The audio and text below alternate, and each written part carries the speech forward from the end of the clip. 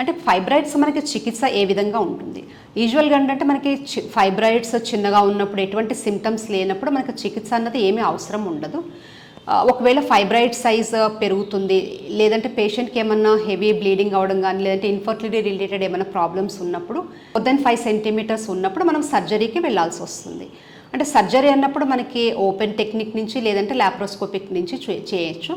Laparoscopy అన్నప్పుడు మనకి మయోమెక్టిమ్ అంటారు దాన్ని, అదొక ప్రొసీజర్ ఉంటుంది. లేదంటే యుట్రైన్ ఆర్టరీ ఎంబులైజేషన్, అంటే మెయిన్ ఏదైతే బ్లడ్ సర్క్యులేషన్కి ఆ ఫైబ్రాయిడ్కి వస్తుందో ఆ ఆర్టరీ లోపల మనకి ఎంబులైజేషన్ చేస్తాం. అంటే గ్రాడ్యువల్గా ఏమవుతుందంటే బ్లడ్ సర్క్యులేషన్ ఆ పార్ట్కి తగ్గిపోయి ఫైబ్రాయిడ్ అనేది మొత్తం ష్రింక్ అయిపోతుంది.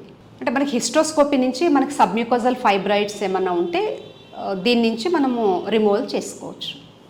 అంటే మెడికల్ మేనేజ్మెంట్ ఎలా ఉంటుంది అంటే, పేషెంట్ ఒకవేళ చాలా ఎంగేజ్గా ఉన్నారు, అంటే ఫైబ్రాయిడ్స్ కూడా సైజ్ పెద్దగా లేవు కానీ సిమ్టమ్స్ ఏమన్నా ఉన్నాయి వాళ్ళకి అనుకున్నప్పుడు మనము వీళ్ళకి మెడికల్ మేనేజ్మెంట్ ఏ విధంగా చేస్తాము అంటే, మనం ఇచ్చే మెడికల్ మేనేజ్మెంట్లో పెయిన్ రిలీఫ్ కోసము మనము non steroid anti inflammatory drugs ఒకటి, లేదంటే ప్లెయిన్ పారాసిటమాల్ కూడా వీళ్ళకి హెల్ప్ అవుతుంది.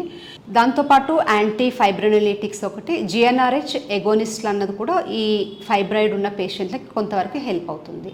ఇంకొకటి మనకి ఐరన్ సప్లిమెంటేషన్ ఒకటి, మెగ్నీషియము, అంటే మనము ప్రొజెస్టిన్ విడుదల చేసే ఇంట్రాయుట్రైన్ డివైజెస్ కూడా కొంతవరకు ఈ పేషెంట్లకి హెల్ప్ అవుతాయి.